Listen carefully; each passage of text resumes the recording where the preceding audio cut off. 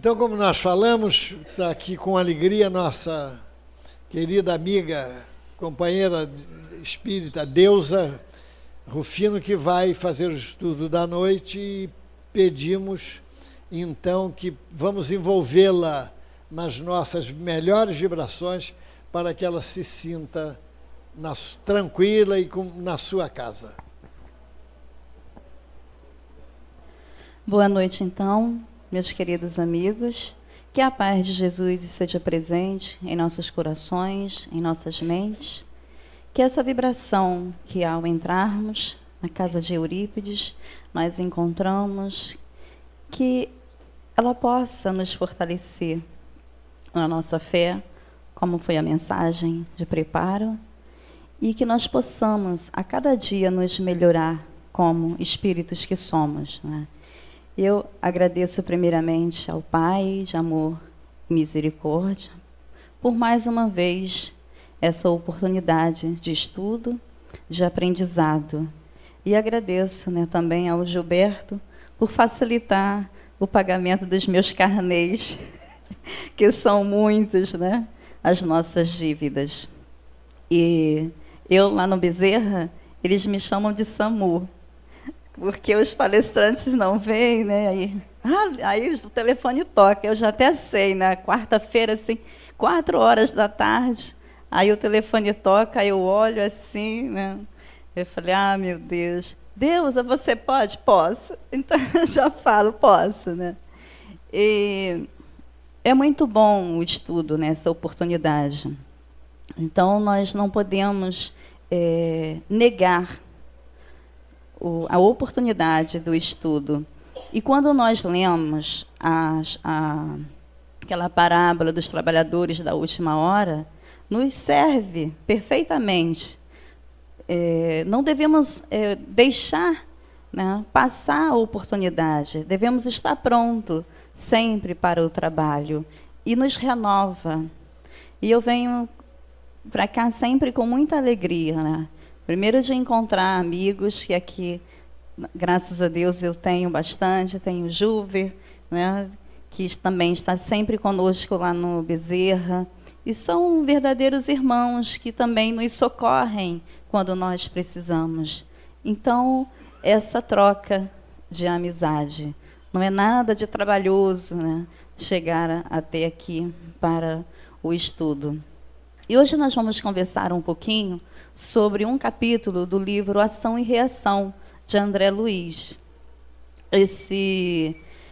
Em 2009, eu fui convidada para fazer uma palestra em uma casa espírita que eu nunca tinha ido, né? É uma casa até antiga, e lá se fala sem dupla. Então, fui eu e meu marido. E nós íamos desenvolver o livro Ação e Reação. E eu pensei, meu Deus, como eu vou falar, né, em 40, 50 minutos sobre esse livro? Eu falei, eu vou pegar um capítulo para poder desenvolver. E quando chegou lá, minha surpresa. Lá no Bezerra, a gente, no máximo 100 pessoas, né? O Gilberto está acostumado a ir na nossa casa. Lá 100 pessoas, no máximo, né? Quando as cadeiras estão todas, nós temos 150 cadeiras no salão. E nunca estão cheias de encarnados, né? E aí, quando eu cheguei, que eu primeiro tenho um andar em cima, né, um embaixo, e meu marido ia ficar no de baixo. E aí eu cheguei, olhei aquele salão cheio, 400, 500 pessoas no salão. Aí eu falei, eu gelei, eu quase que não consegui subir, né, as escadas. E aí eu fiquei lá em cima, no meu só tinha 300. Fiquei mais feliz, só tinham 300 pessoas. E todos desconhecidos, né? Quando eu me olhei assim para todos, falei, meu Deus do céu. E minhas pernas tremiam, e a voz, né, como nós falamos, realmente seca, a gente sente, né, aquela secura nos lábios, meus lábios tremiam, que eu não conseguia falar. E aí eu olhei para um lado, olhei para o outro, e na minha frente eu me deparei com um amigo. Eu tinha falado que eu iria falar nesta casa, E aí, quando eu olhei assim para ele, mas ele estava num sorriso, sabe? Parecia até propaganda de creme dental, né? Aquele sorriso. Aquilo me encheu a alma. Foi como eu recebesse assim, um bálsamo de amor e de carinho, né? Falei, meu Deus, mas ele veio de Vargem Pequena para me ouvir, né? E assim, tão feliz, eu nunca vou esquecer daquele sorriso. E aqui eu tenho o privilégio de receber vários sorrisos, porque eu conheço algumas pessoas, né? E ainda teve uma complicação, porque era marcado tal hora, e aí foi tanto preparo, Gilberto, que eu falei, graças a Deus, né? Porque assim eu vou falar menos, né? E como resumir em 20 minutos o ação e reação, né? E aí eu falei, meu Deus. E aí terminou, eu consegui fazer rápido o resumo do capítulo. E aí, quando terminou, viemos para casa, né? E meu marido fala pelos cotovelos, né? E ele preparou o livro todo, né, para falar. Ele, quantos minutos você falou, amor? 20 minutos. Eu só falei 15. Então, ele ficou revoltado, né? Eu falei, nossa senhora, amor, pois eu fui para um andar errado, eu devia ter ficado no andar de baixo, né? Então, aqui nós temos mais tempo para desenvolver o nosso estudo, né? Esse livro de André Luiz, até agora, eu não vi nenhum outro para explicar relação, né, de marido e mulher, para falar de divórcio com uma tranquilidade e uma explicação que é tão simples, que narra, né? E nós vamos ver nesta obra, né, que narra a permanência de 3 anos de André Luiz e o seu companheiro Hilário. Hilário é aquele perguntador. Hilário é como nós, né? Traz uma curiosidade imensa. E ele quer saber os porquês. Na Mansão da Paz, Mansão Paz, que é uma escola de reajuste situada nas regiões inferiores. E aí, na Mansão Paz, André Luiz tem a oportunidade de observar de perto a fascinante questão da ação e reação através de exemplos vivos. Ele conta histórias nossas aqui do Brasil. Então, desse casal, ele fala que era aqui no Brasil. Eles estavam reencarnados no Brasil.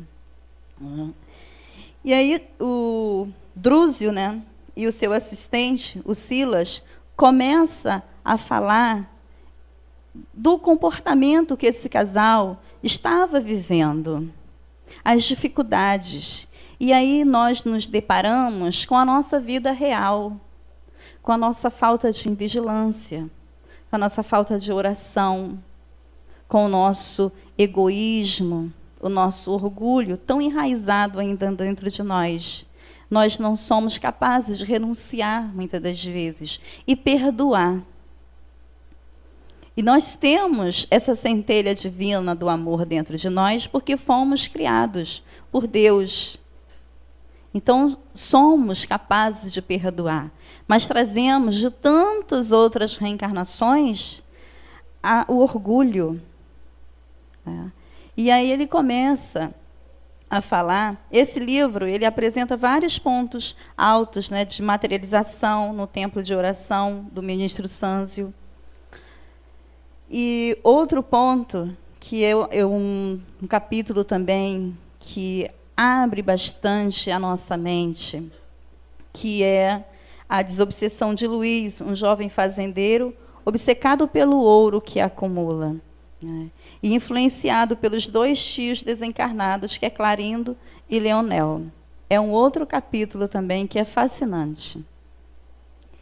E Clarindo e Leonel foram assassinados pelo próprio irmão, pai de Luiz. É uma simbiose, né, esse capítulo, mas nós não vamos entrar nesse capítulo. Nós vamos para o capítulo 14, 14, que é o resgate interrompido, que fala de um casal, um marido infiel, né, torna-se rancoroso com a esposa, e um filhinho que, com o tempo, ele começa a odiar a criança. Logo que nasce, ele já não sente aquele amor pela criança, né? Mas, em compensação, ele tem 2 filhas que ele dispõe de um amor paternal imenso. E aí nós vamos ver o porquê das nossas diferenças, o porquê das nossas preferências, né? E aí ele fala que o Deu é o pai, né? É o marido de Marcela, é uma mulher abnegada, uma esposa maravilhosa. É aquela esposa, né, que todo homem sonha em tê-la. O filho Roberto, que é o que ele não se identificava. A filha Sônia e Márcia, são 2 mocinhas já.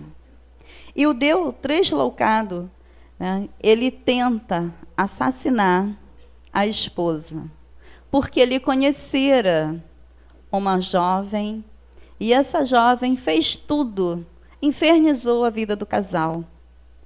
Fez com que ele tentasse, né, um pensamento de leve. Aí você começa a ver, a observar como as influências chegam dentro do nosso lar. Mas elas não chegam por acaso.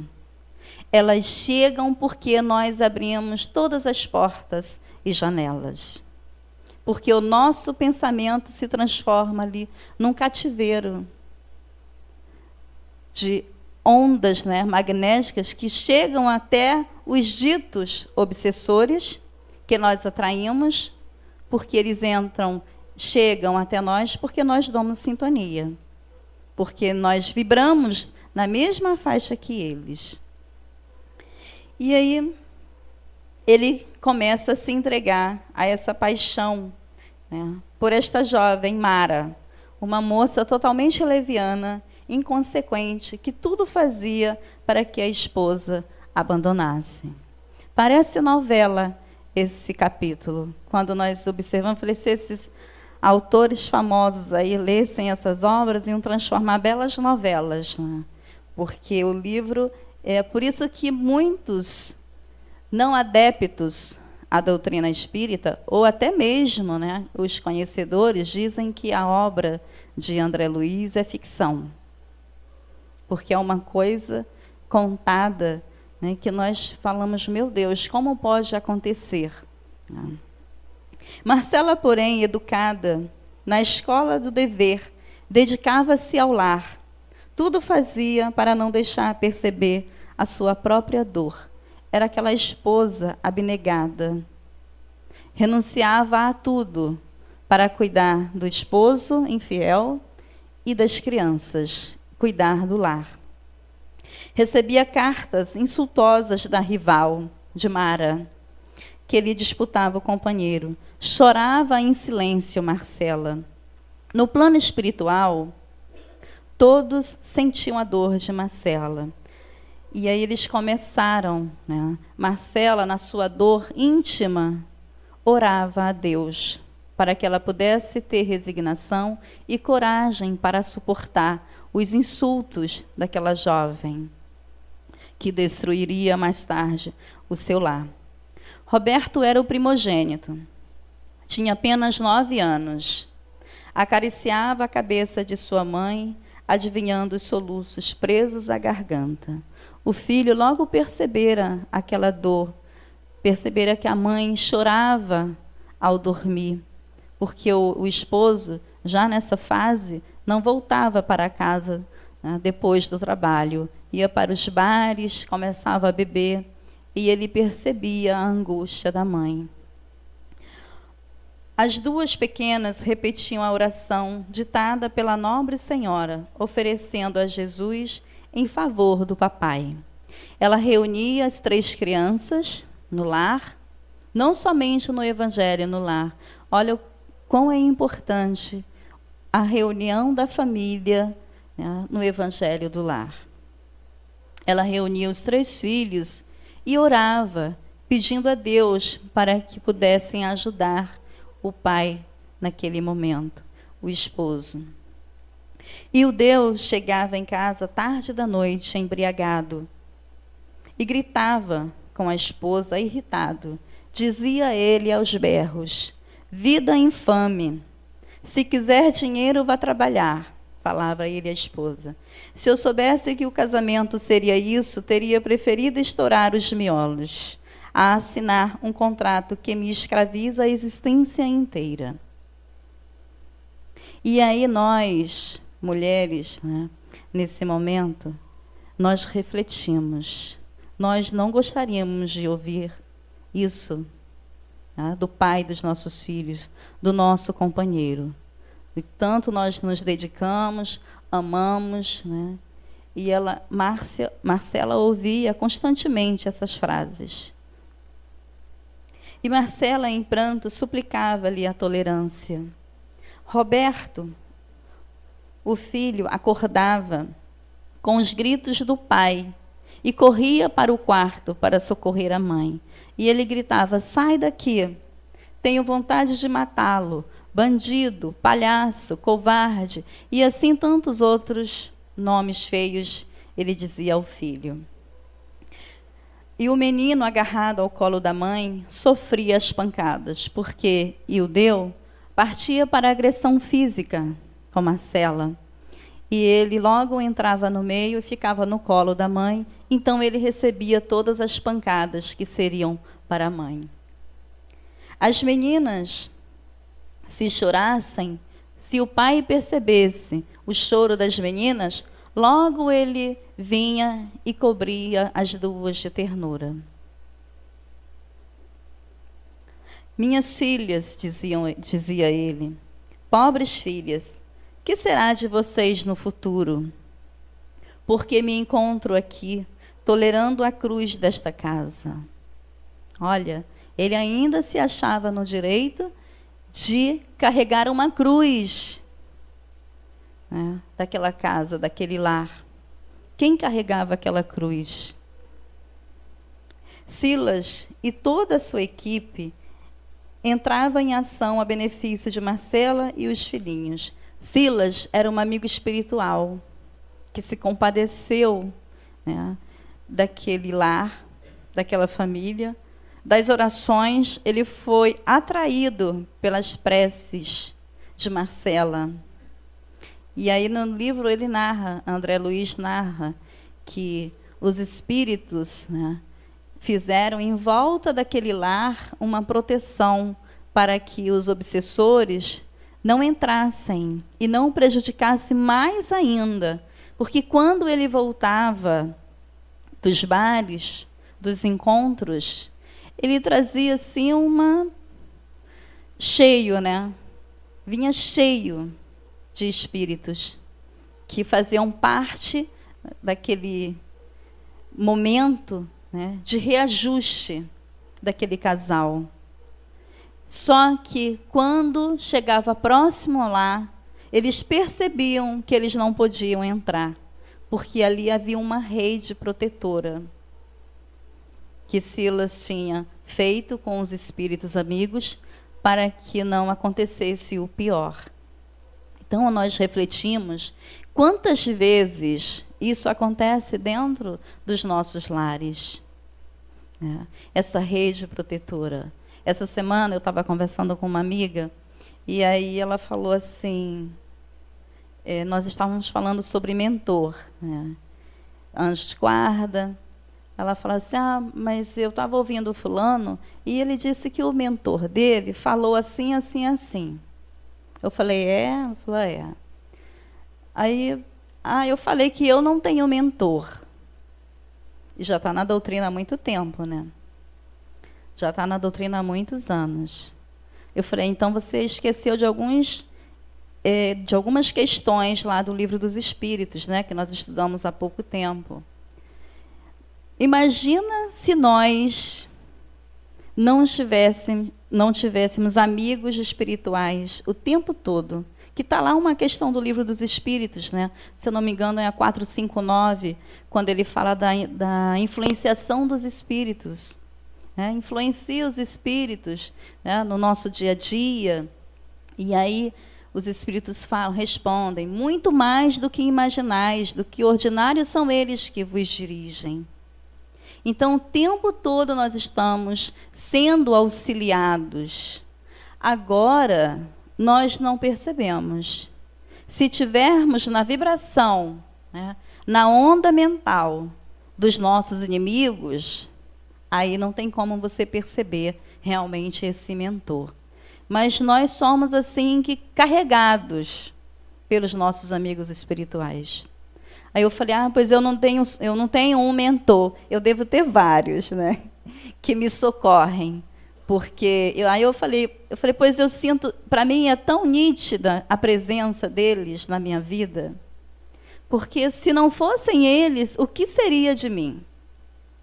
O que seria de nós se não fossem os bons espíritos? Familiares também, né, que nos socorrem a todos os momentos. Aí eu falei, volta lá nas questões, né? Estuda mais um pouquinho que você vai uma hora sentir. Aí eu falei assim, mentor realmente não fica de fofoca conosco. Se o mentor, eu tenho um amigo que ele sempre falava, né? Que, eu recebi uma mensagem tal do mentor. Aí eu li a mensagem, e aí ele falava assim, e aí, Deusa? Falei, olha, você tem que prestar atenção realmente quem é esse mentor, né? Porque essa mensagem está meio fora do padrão para ser um mentor da casa, né? Mentor de casa espírita, dirigente de casa espírita. Imagina se Dr. Bezerra, nosso querido Eurípides Bassanufo, vai chegar Gilberto. Olha só, a partir de hoje, você vai fazer isso, isso, isso, isso, isso. Se Eurípides chegar e falar, pode fechar a porta que não é o Eurípides. Eles nunca chegam invadindo, né, o nosso livre-arbítrio. Eles podem nos dar ideias e sempre vão usar de palavras doutrinárias, sempre vão usar de palavras evangélicas que vão nos conduzir, mas eles nunca vão chegar a falar, olha, é assim, assim, assim, assim, e dando ordem, né? Nós que somos inferiores é que temos o hábito de dar ordem. Então, os nossos mentores espirituais estão o tempo inteiro nos conduzindo. Agora, basta que tenhamos, né, olhos para ver, como Jesus falou, e ouvidos para ouvir. E aí Silas, com toda a sua equipe já montada, né, em volta da casa, ali em benefício de Marcela e os filhinhos, todas as noites se reuniam em prece a favor daquele lar. Contudo, apesar dos esforços, o chefe da família mostrava a cada dia indiferente. Fascinado por Mara, passou a odiar a esposa.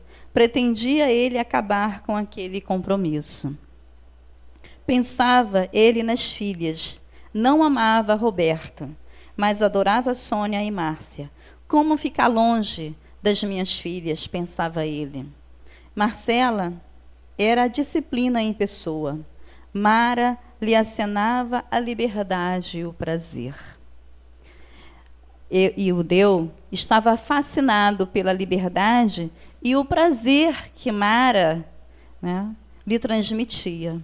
Achava que ele, separando de Marcela, logo iria, né, ali se entregar aos prazeres mundanos. E nós observamos quantos lares se acabam dessa forma. E aí o prazer logo acaba. Foi assim que ele, doentemente, teve uma ideia sinistra: assassinar a esposa e esconder o próprio crime. Olha como as trevas funcionam com uma inteligência, né, que nós ficamos assim de boca aberta. Que influenciação eles chegaram até Ildeu para que ele pudesse pensar num crime tão cruel com a esposa. Então ele pensou, fazendo com que todos pensassem que fosse um suicídio. Ele ia cometer o assassinato, só que para o povo, para os vizinhos, né, Márcia ia cometer o suicídio. Ganharia a confiança de Marcela, fingira ternura e depois de alguns dias, quando Marcela dormisse, despreocupada, mataria com uma bala no coração, despistando a própria polícia. Ele tramou tudo, fechara o quarto, né, preparou um travesseiro bem gordo, para que as crianças não ouvissem, ninguém ouvisse. Né? Silas, então, colocou 2 companheiros zelosos e abnegados dia e noite a velar naquele lar de Marcela. Silas não vacilou, percebendo logo a trama que Ildeu tinha já armado com a amante. De imediato foram todos para a residência. E aí Silas fala que foi uma falange de espíritos benfeitores.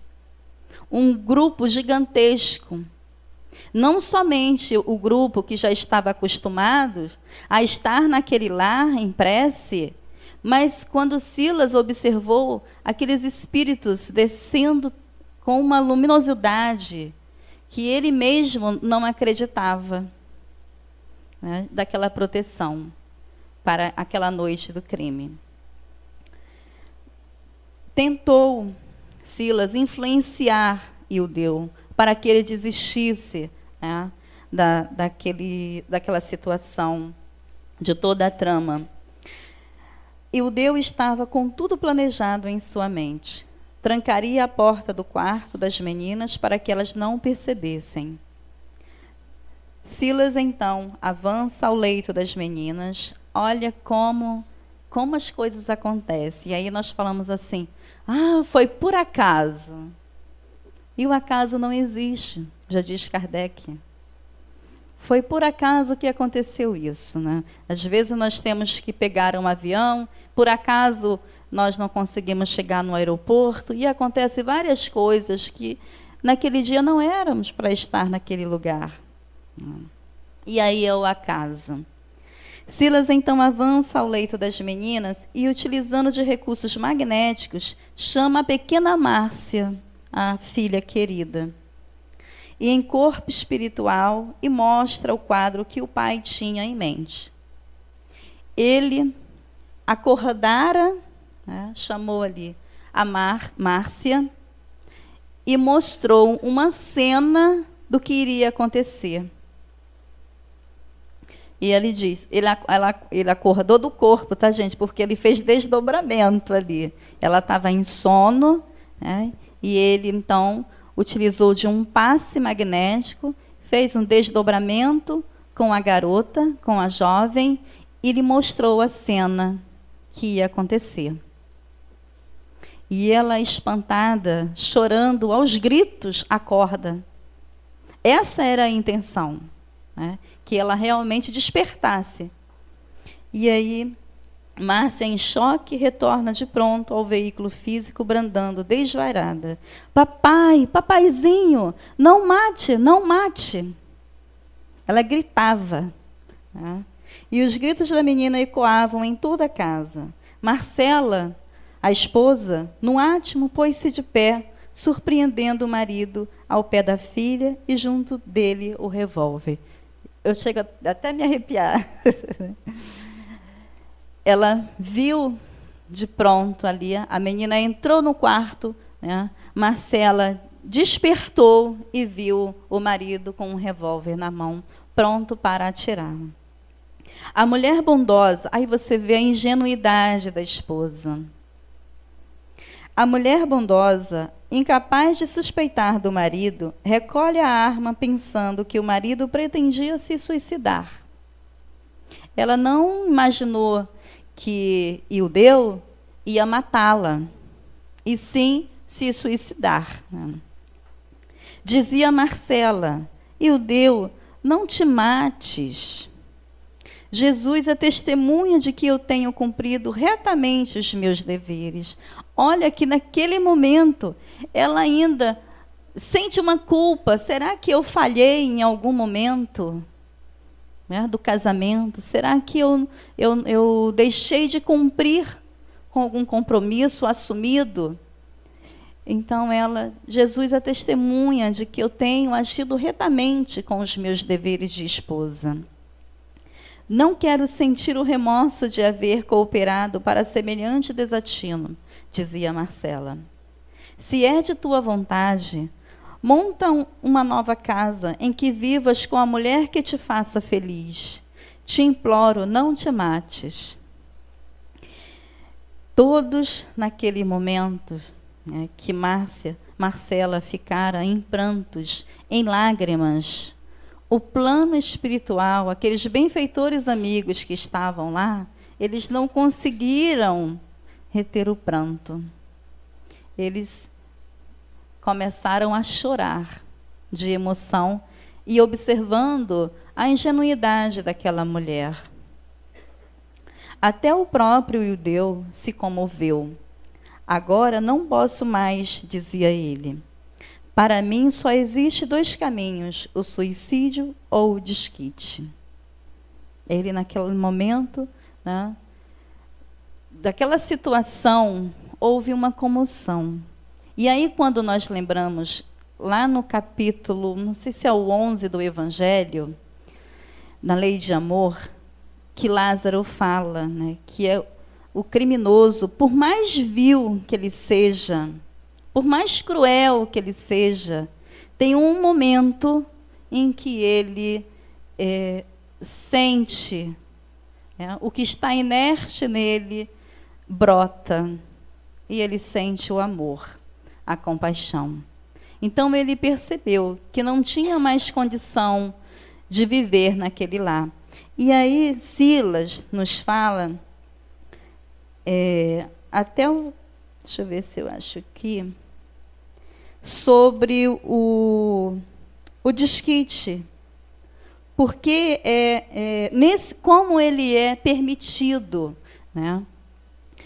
No momento. Achou? Eu acho que é por aqui. Não sei se é por aqui. Aqui, achei.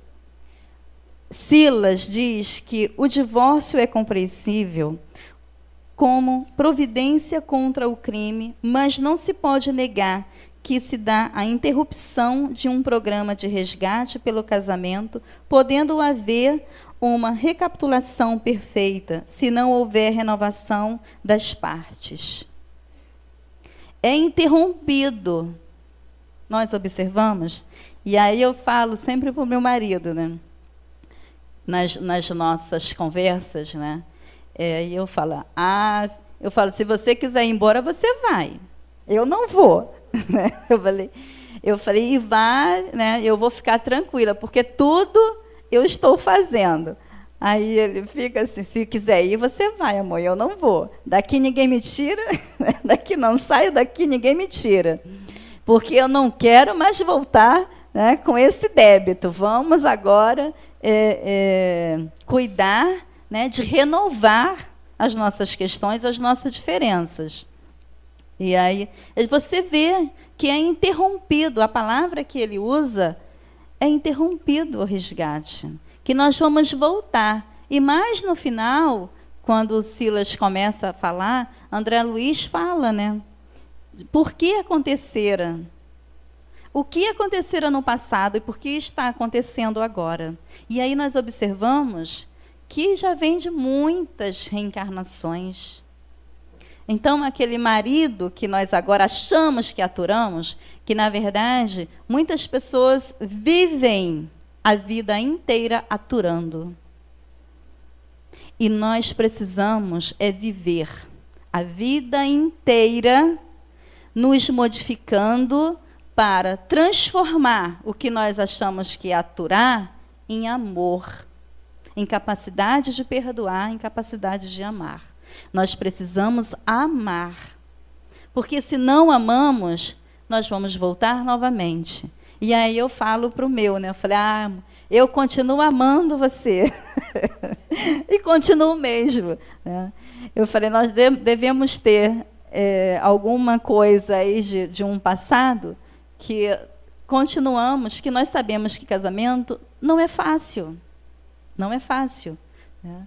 Mas nós precisamos amar para que podemos, né, nos encontrar no plano espiritual e nos tornar amigos. Já pensou, né, aqueles casais que vivem em brigas, que nós vamos nos reencontrar? É a lei. E aí nós nos encontramos no plano espiritual e, do mesmo jeito que nós agimos aqui, vamos nos comportar lá também. Não vamos nos tornar anjos depois que desencarnarmos. Então, precisamos ter esse relacionamento harmonioso, né? Então, essa frase que ele usa, né, que André Luiz fala, e Silas, que foi interrompido, o divórcio, ele só pode ser interrompido quando já está em ponto do crime, do assassinato. Aí sim. E aí a gente vê lá de Moisés, quando ele fala, né, que a separação que era pela dureza do coração do homem, pela dureza dos nossos corações, que havia a separação.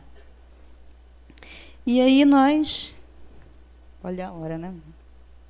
Então, Ildeu percebeu de todo aquele momento de loucura, ele resolveu, então, se afastar de Marcela.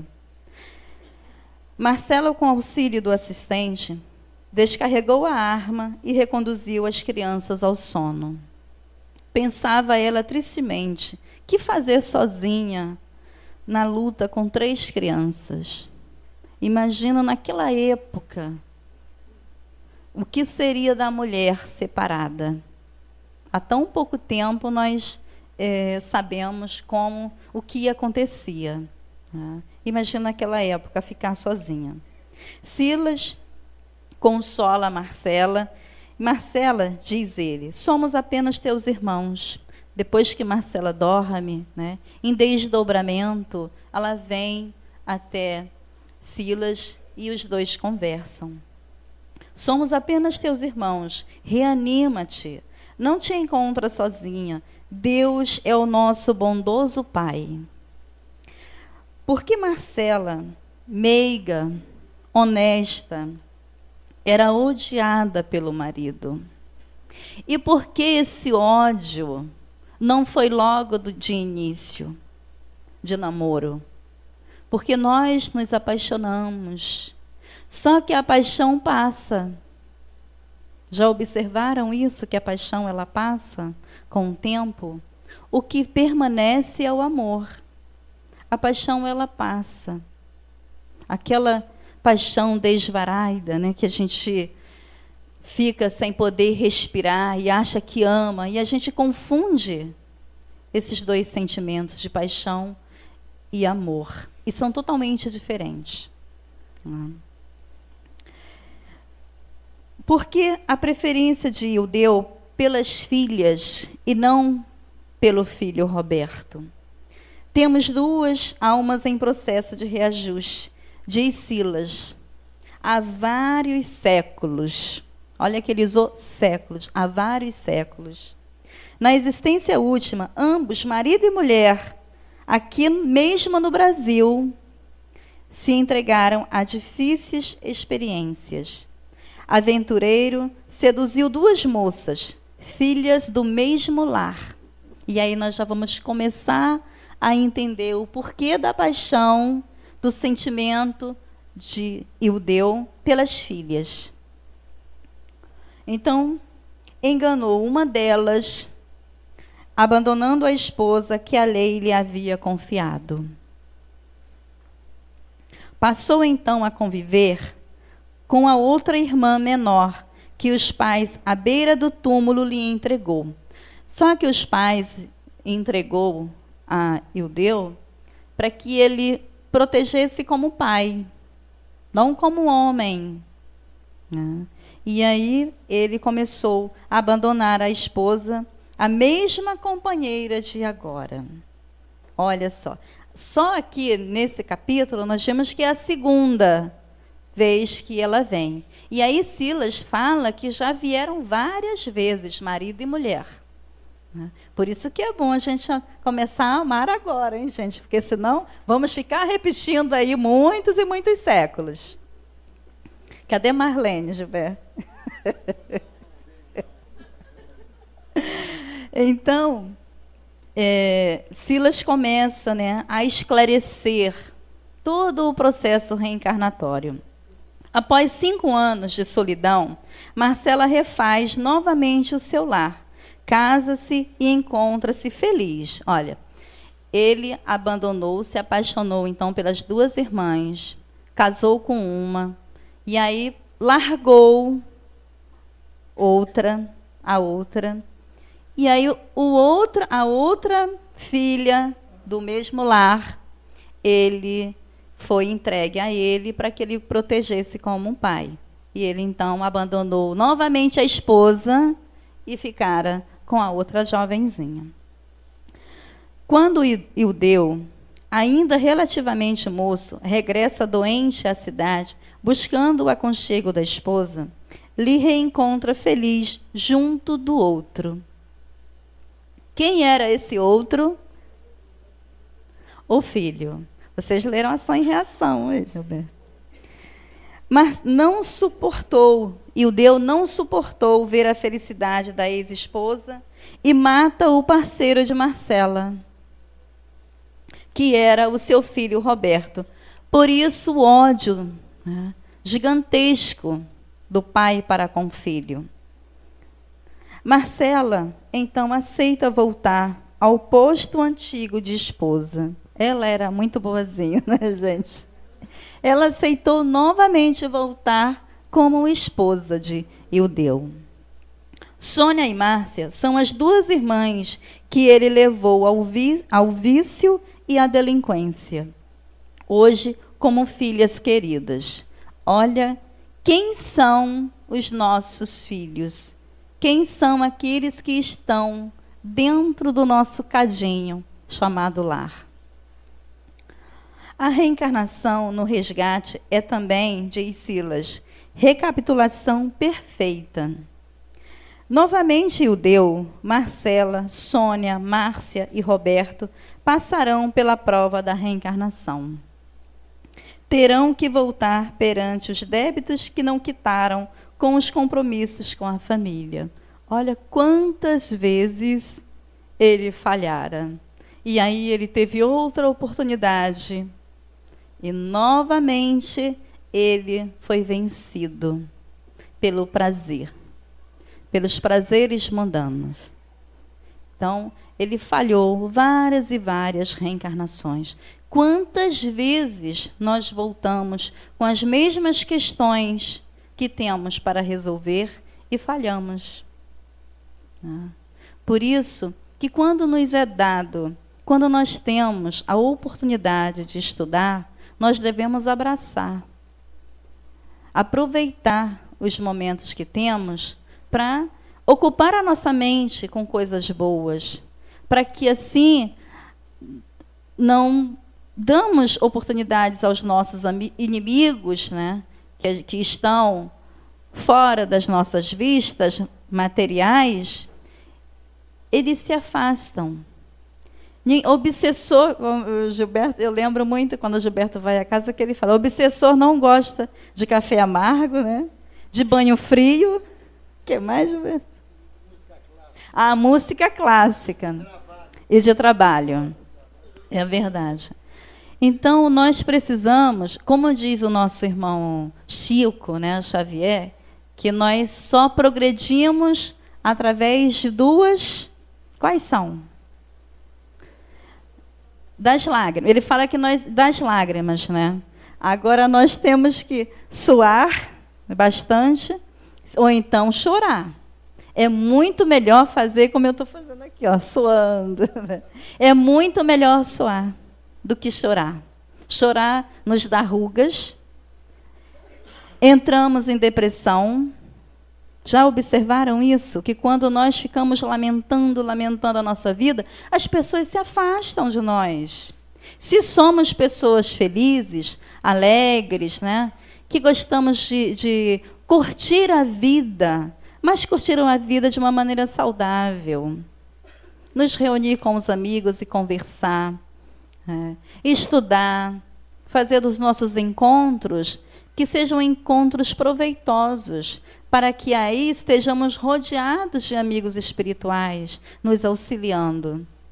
Se nós só nos reencontramos para falar mal do outro, quem nós atraímos? Os espíritos fofoqueiros, assim como nós estamos nos comportando naquele momento.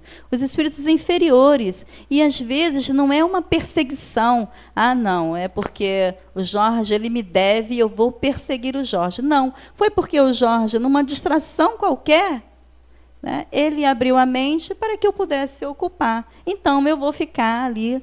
André Luiz fala, eu não estou lembrando, acho que é no Nosso Lar, em que ele fala que o espírito obsessor começa a incentivar ao amigo ali a beber uísque.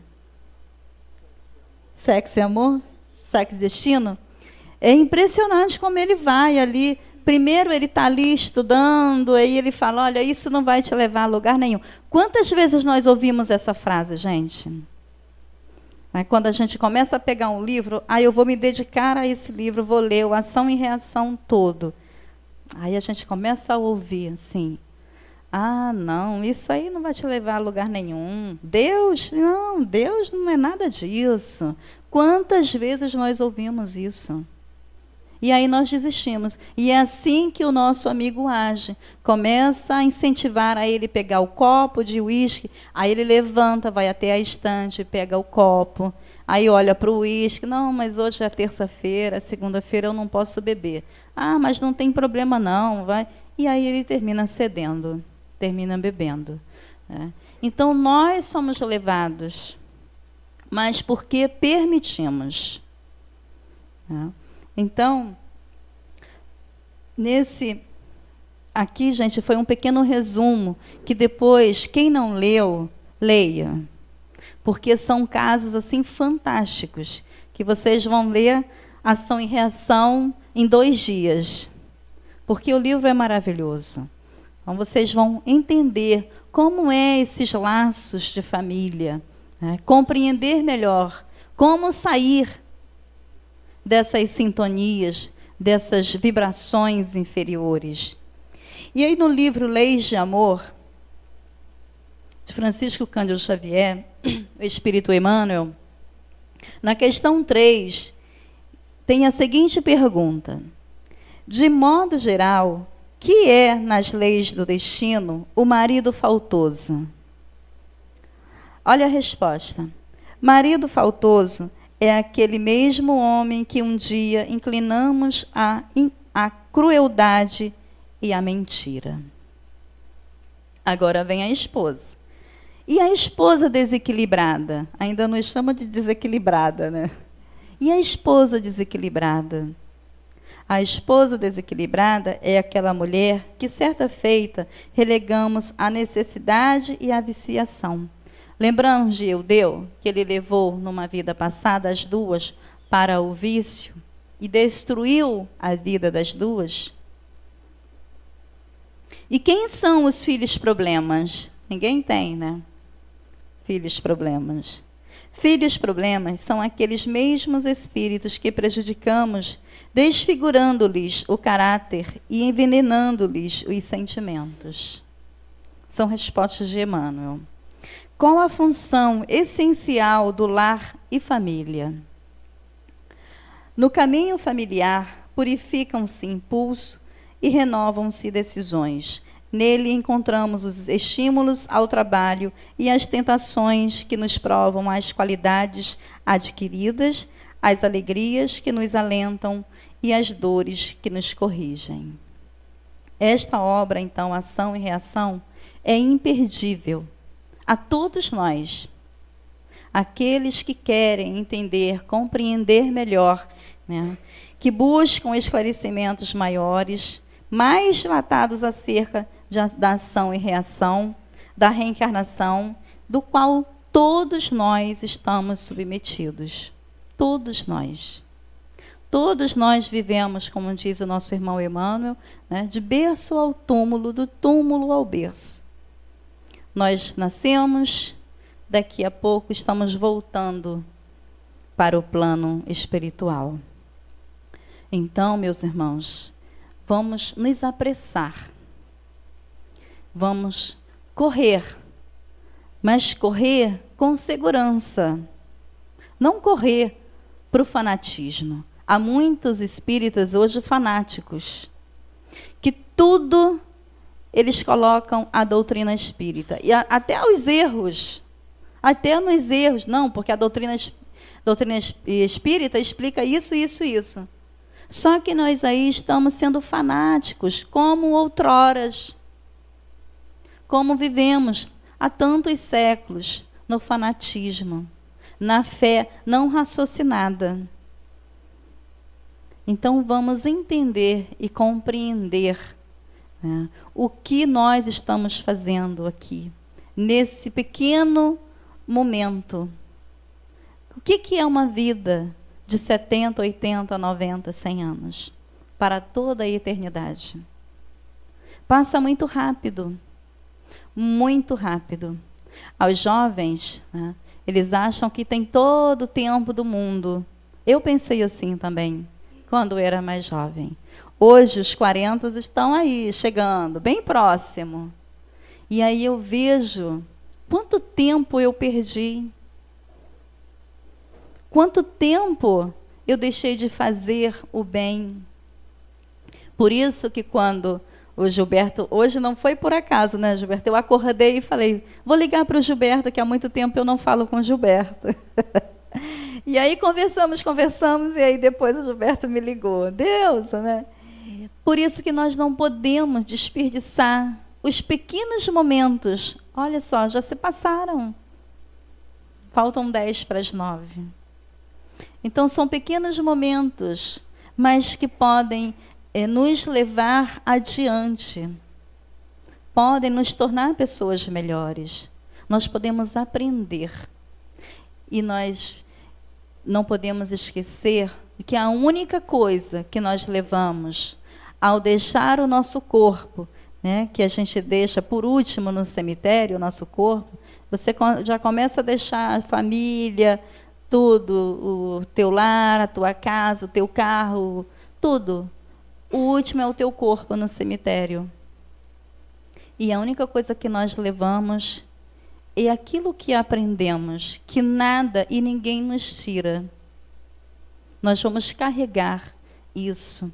E nós vamos voltar com esse aprendizado. Olha que maravilha. Nós esquecemos muitas coisas. Trazemos o esquecimento do passado.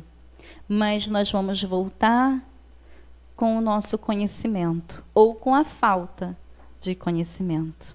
Então, quando hoje nós vemos aquela pessoa com 90, 100 anos, eu vou estar fazendo faculdade. Muitos dizem assim, mas para quê? Vai morrer daqui a pouco. Porque você não conhece a morte. A morte não existe.